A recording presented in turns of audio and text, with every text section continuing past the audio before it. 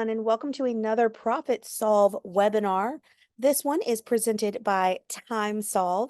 Today, we're talking about avoiding landmines. We don't want efficiency gremlins to trip you up in 2024. All right, so let's just get started. And my name is Joyce Sprafford. I am a lawyer licensed in North Carolina. Truly, law practice technology is my passion. I've held positions in practice management, advisory roles, consulting roles, business development roles, partner relation roles. Some of those things overlapped in the same company. They've all been in the same industry, which is legal tech or law firm related management since 2011. I love what I do, and I am privileged enough to be here and to be able to make a career out of talking to lawyers about technology, which is just a wild thing. Of course, legal tech is always developing. Unlike the actual practice of law, there's no concept of stare decisis. So what we know today might be totally different than what we know tomorrow. So that means it is important to continuously engage in training. There's no resting on our laurels here. All right, so today we're really talking about what we need to be focused on to be successful in 2024. And you might have already set your goal to grow your firm or even just sustain that continued success that you experienced either during the pandemic or just post-pandemic. Maybe you've really figured something out. But we are already a month into 2024. And if things are still exactly the same in your law firm as they were in December 2023, we probably need to take a look at where we are and where we're going. So, what are those hidden efficiencies that trip you up and ultimately leave your firm stagnated? Today, we're going to focus on some of those obvious landmines, and we are going to find some solutions for you. So, just to be really clear, today we are going to focus on identifying those threats. We're going to talk about how to identify them in your personal office. And we are going to talk solutions. Yes, this is a Time Solve webinar, and we are going to talk about some of the ways Time Solve specifically can solve some of those challenges that you might be facing, but that's not the only thing that we're going to talk about today. Okay, so let's talk about the agenda. Evaluation, compliance, friction, technology. Those are our four big headers first, right? So number one, we're going to evaluate our system for weaknesses. And we are going to go through a SWOT analysis and talk about what this looks like in a law firm. I do truly hope that you have a notebook and a pencil or pen ready. Or if you're, truly digital first, that you're typing this on an iPad or somewhere else where you can see the screen and keep notes at the same time. We're going to talk about compliance and making sure that you and your team are following procedures, those rules that are established within your firm. And compliance is not just for other people, it's for you too.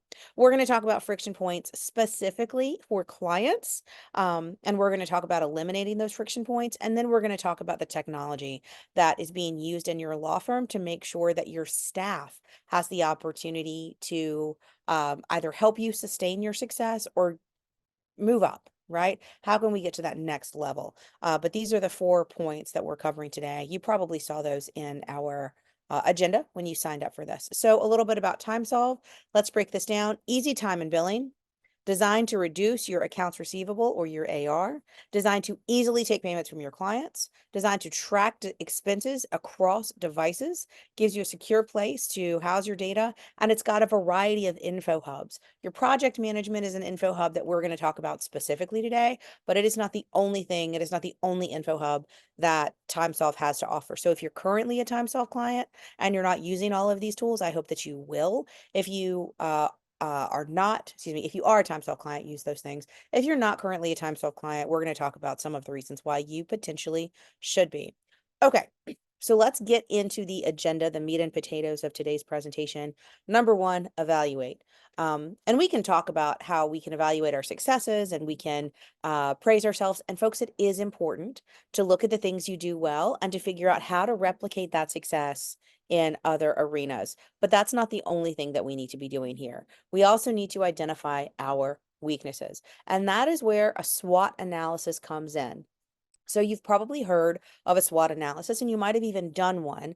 But if you are like most people, you have not seriously engaged in a SWOT analysis in the past 12 months of your own businesses. So obviously, SWOT, strengths, weaknesses, opportunities, and threats. That sounds very militaristic in its approach. And honestly, it is. It really is. In fact, a lot of business development tools um, have found a success and cultural elevation within the ranks of America's military. But threats in this case is really not so much as, someone's going to come and invade your business. But we're going to talk about that. So, strengths. I really want you to think about what are your advantages. In a law firm, it can be hard to figure out what our advantages are. And I do not want you to rely on low cost price point as your advantage. That's not an advantage. Maybe it's an advantage for your customer. It's not an advantage for you. Okay. So think about what the advantage for you is. Do you have a particular educational background? Do you have a particular business background? Did you grow up in a family business that will allow you to be more successful in a specific area? Do you have specific skills that are different than other lawyers? We see this a lot with family lawyers specifically who have amazing negotiation skills and then will leverage that into a mediation practice, right? But what other factors do you have? What makes you specific? What makes your business specific? Why would people come to you rather than other businesses? And really, truly, folks, think about this other than because I'm cheap, right? You don't want to be the lowest price law firm on the block. That's not a good idea. But let's talk about your weaknesses. And this is where price point can come in. Are you priced so low that you don't have the opportunity to invest in your firm, right? Where is there a lack of effort in your firm? Is this on your staff side? Maybe it is, right? Maybe you feel like your staff isn't investing enough, but maybe you aren't investing enough in the success of your law firm. And that means, are you engaged enough in technology education so you know where you can shore up or provide bulwarks to any area where your staff or your practice is lacking? Do you lack strategy? So what I mean here, folks, is do you have a business plan? Do you know what your resources are? What are your assets? What are your financial liabilities? What's your long-term and short-term growth mindset for your business? And do you have a plan to get there? What's your staff right now? Do you have a plan to ramp up, excuse me, downsize, right size? Do you need to adjust your staffing? Do you need to pivot a practice area? If you don't have a strategy for where your firm needs to be, that is a weakness because you are now driving in the dark without headlights. You can sit here and talk about what your strengths are all day long and how the market is changing all around you. But if you don't have a business plan for where you want to be and the type of practice you'd like to be, you are not going to know how to get from point A to point B. So opportunities. So maybe you don't have a business plan. Maybe you don't have a specific strategy. Folks, you have an opportunity to develop a business plan. What about in the market? Are there opportunities within your market or within your law firm or within your client base where you can improve, right? Can you improve performance? Can you look at specific metrics and say, you know what? I have an open to close rate average life cycle on my matters of 6 months. I know that I can't serve more clients right now because I'm running myself ragged. But if I can shorten that close rate, if I can shorten from 6 months to 4 months, I have more opportunity for more clients. Therefore, I have more opportunity for more revenue in my firm. Can I do that with my current resources? Can I do that by leveraging technology? Can I do that by investing in a staff member in a specific way? Those are all opportunities. You can also think of opportunities as consumer behavior, and in our case, client behavior. Is there an opportunity for you to change the way your clients interact with your business so that you get paid faster, so that you generate more referrals, so that folks are onboarded faster, so you get better response rates from your clients? Think of how your clients interact with your firm right now and think about the points where you'd like for that to be better. So the opportunity segment of a SWOT analysis, that's where your dream big opportunities come in. That's really what I want you to look at. So I want you to look at those weaknesses and what's the opposite side of that, right? Where can you improve? Where do you want to improve? But be specific here, folks. These need to be measurable. And then threats. Threats in a law firm, folks have a hard time generally thinking of because they think of, oh, big economic factors that they can't control.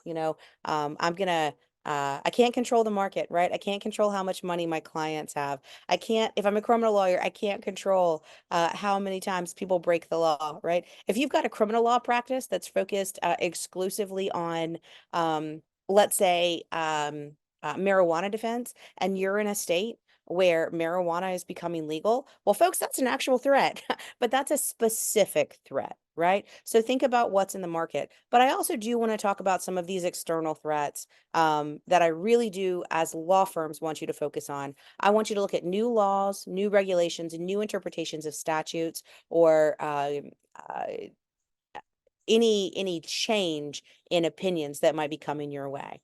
It's really easy to find the big ones, right? But keep in mind what's going on in your little neck of the woods and stay informed. A lot of the time, this is just being, you can handle this threat with a CLE subscription through something like Lawline or other CLE provider, where you can just regularly, once a month, get a new CLE on your specific practice area. I want you to also think about new client services at other law firms. Client services at other law firms sometimes do involve these sort of concierge, boutique type of things where you form relationships with various other professional service providers. But a lot of the time, and specifically in our area, we're seeing different types of client services emerging. A big one is going to be billing rates, and another big one is going to be how folks are getting paid, right? So we're seeing more and more folks looking for a solution where they can pay in installments. So you can either look for a solution that pays you up front, where you can then receive, or your client can then pay in installments, or you can set up a real installment type of plan with your client. In fact, TimeSolve offers an installment type solution for your clients. So if you're worried about clients being able to pay, or the economy impacting your client's decision to hire a lawyer, you absolutely have the ability to make it easy for them to pay through um, regular monthly payments that can be set up through TimeSolve Pay. I'm also seeing more and more folks go to a solution where it's a subscription solution. So especially folks who have business clients who have ongoing needs, it's different than a retainer. It's a true subscription. So a law firm asks a client to pay a specific amount of money per month, and then there's no additional fees outside of the specific scope that's been provided to the client. So it's interesting, but keep in mind, folks shopping around for a new lawyer, folks shopping around for legal services are looking for those types of solutions sometimes. So if you can provide them, it's helpful to put them on your website. So think about those new ways to practice, think about those new ways to get paid, think about those new ways to provide service to your clients. All right, so that's our SWOT analysis, but now let's talk about compliance with your policies and procedures.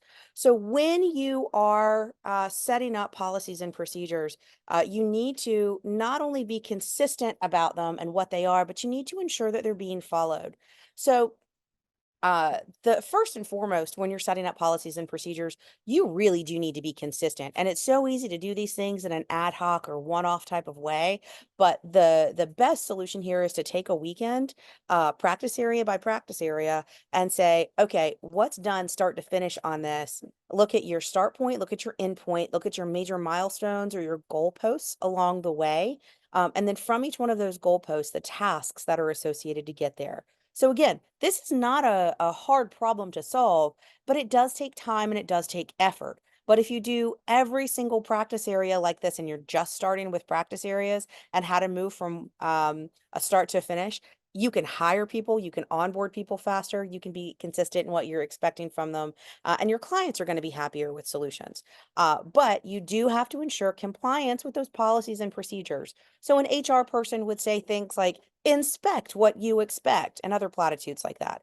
But in order to do that, you do have to have regular staff meetings, and you do have to have regular one-on-ones. So staff meetings are to communicate broadly how you're doing as a business. And you should, even if you are a small firm, you should have regular status meetings about how you're doing as a business.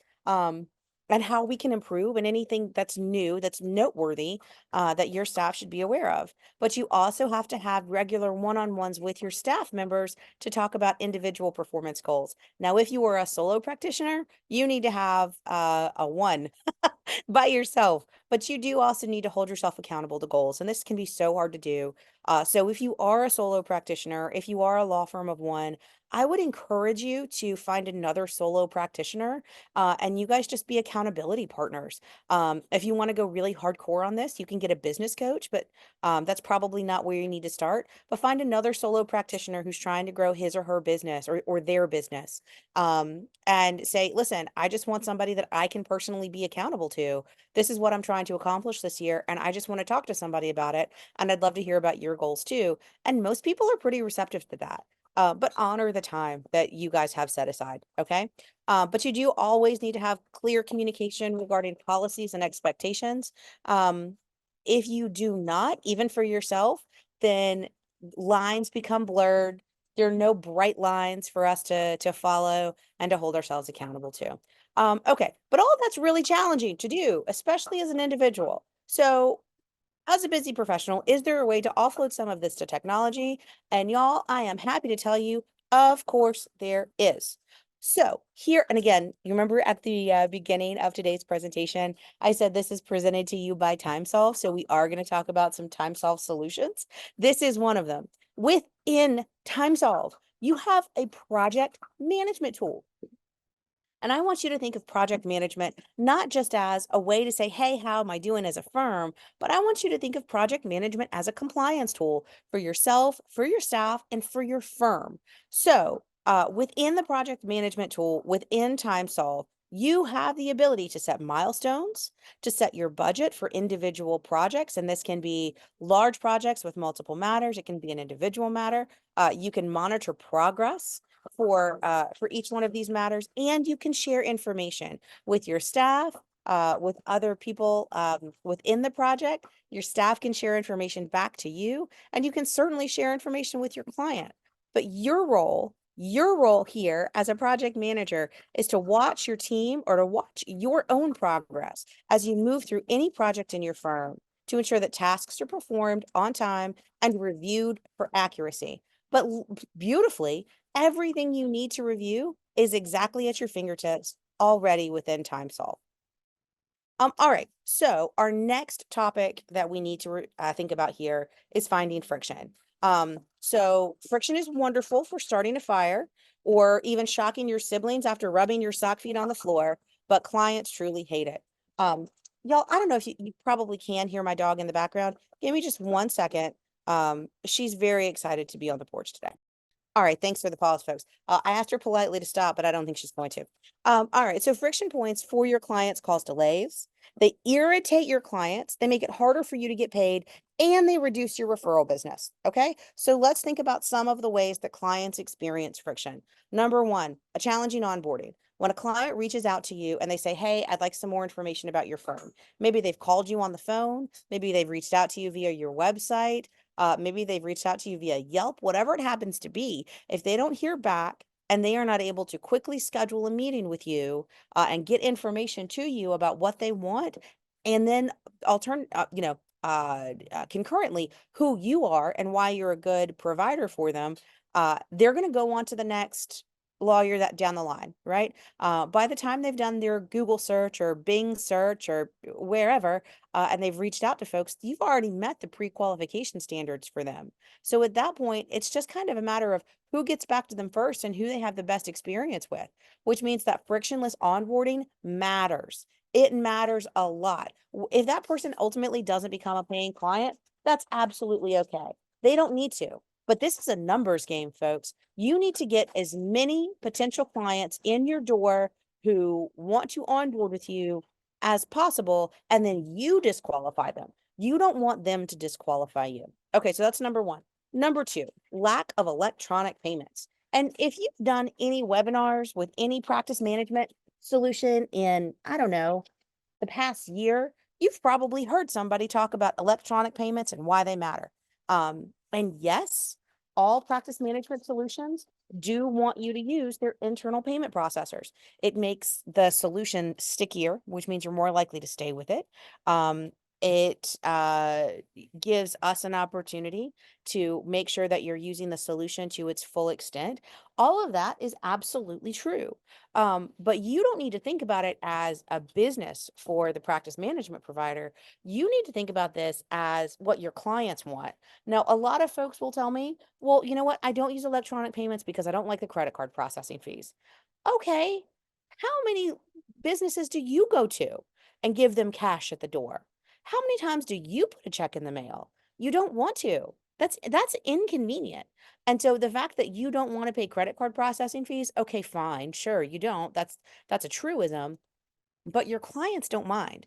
And if you have the ability to surcharge your clients so you don't have to pay those fees, that's fine. But if you build this in as a business expense and adjust your rates accordingly, then you aren't losing money. You just have done the business calculation and adjusted your rates in a way that makes sense for your business to operate in a way where you get paid easily. Your clients can pay you in the same manner that they pay all of their other bills, and you get paid faster. So if you think about how quickly you pay a bill where you have to actually write a check and put it in the mail, number one, a piece of mail has to be printed. It has to be stuffed in an envelope. It has to be stamped. It has to be sent off.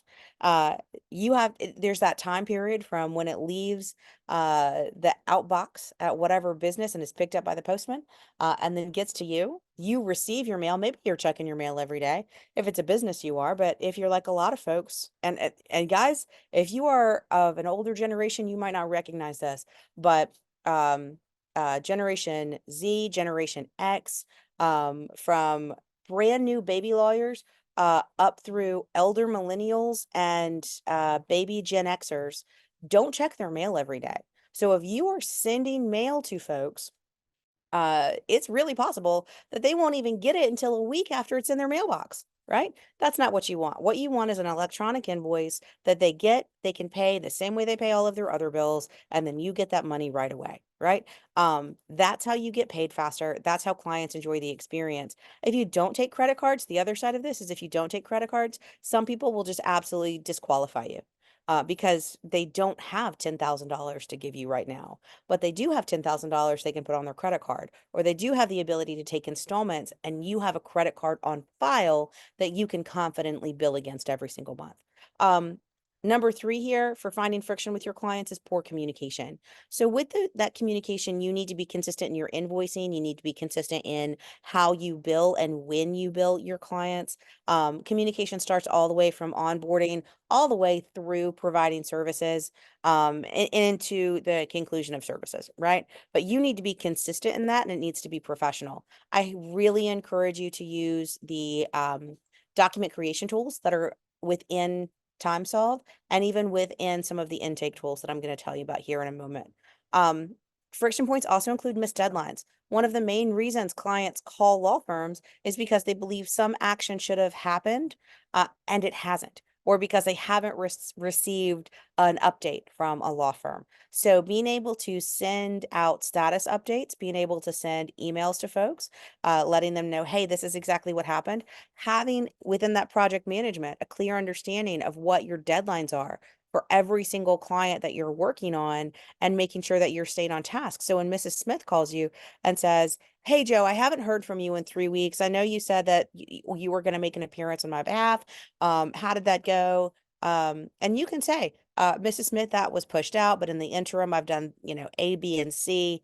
And you've got a good list of what's happened for that client. You've got notes in your timekeeping. You've got notes in your project management, all coherent, and sort of input in one place, and everything's consistent across the board. So anytime anyone in your firm picks up the phone, they can easily answer Mrs. Smith.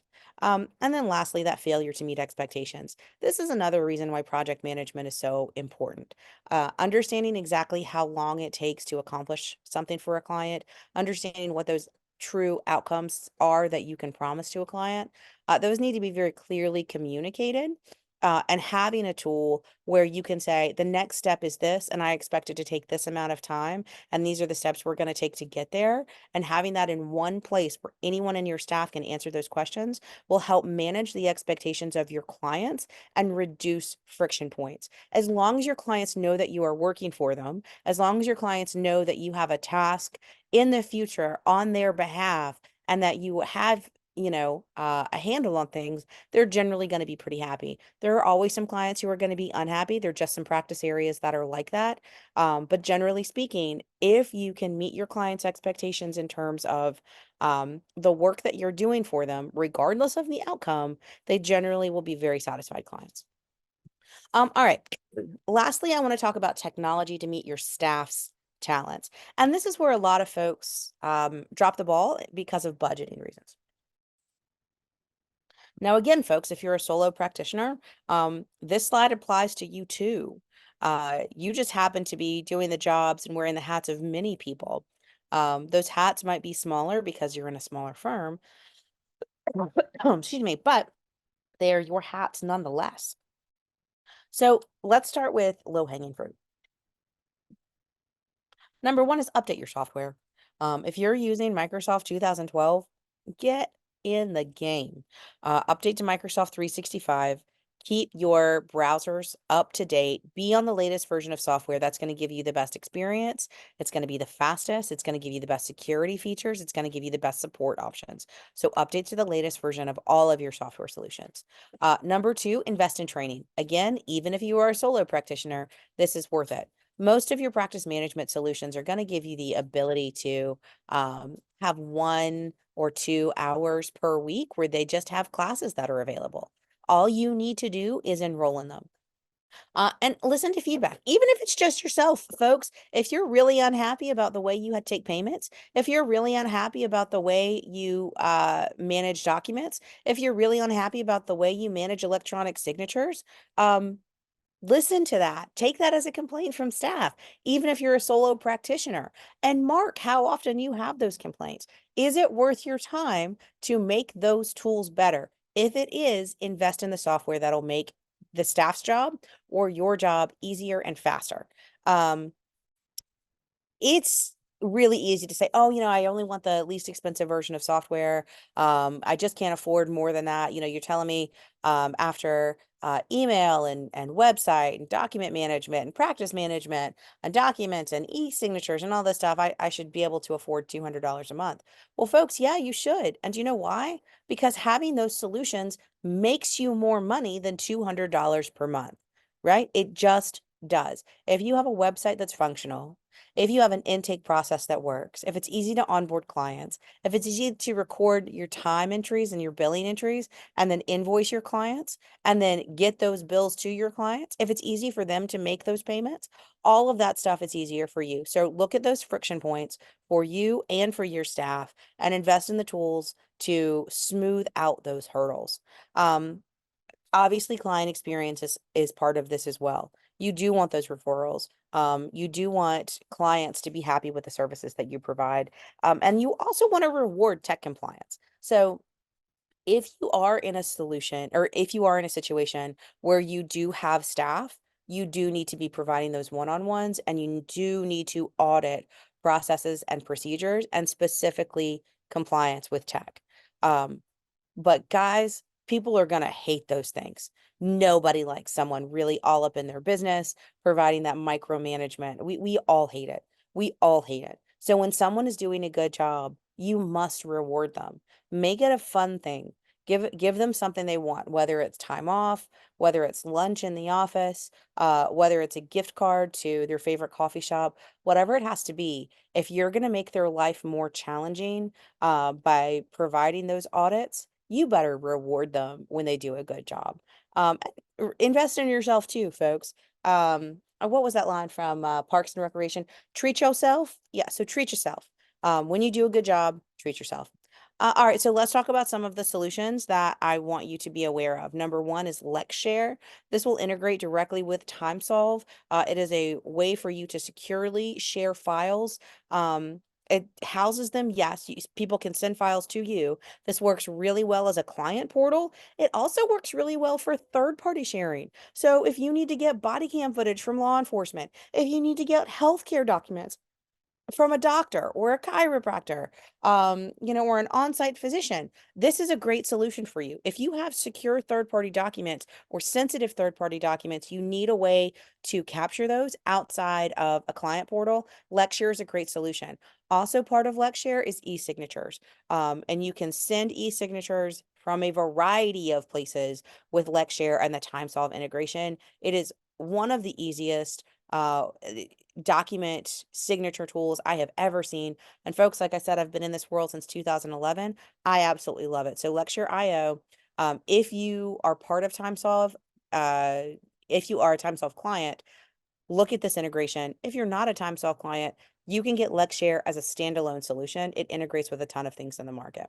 The next solution I want to talk to you about is Law Ruler. So we talked about intake and onboarding. Law Ruler makes this incredibly easy and does a direct integration with TimeSolve. So getting that information directly from a website, guiding someone through their qualification process, guiding them through the onboarding process, including the collection of document signatures and payments, can all be done with Law Ruler. And again, you've got a direct integration with TimeSolve. And then I'm just going to skip this one. And then lastly, I want to talk to you about website management. A lot of small law firms don't invest in good websites. They think they're very expensive, and they truly do not have to be. I want you to have a website that melds your solutions, your content, your colors, your point of view. And I want all of this to have high SEO or search engine optimization. I want new content given to you on a regular basis and published on your website. And all of this can be done with, oh gosh, I missed the name of this. I'm so sorry. All of this can be done with Title Tap. That is another solution within the ProfitSolve family of brands that can be connected directly into your TimeSolve tool. All right. If you have any questions, and folks, that was a lot of information. If you have any questions about any of this, you can reach out to us, our 1-800 number. You can reach out to us at timesolve.com. You can even email us directly at support@timesolve.com. So again, thank you so much for your time, and I hope that you all have a wonderful, wonderful afternoon.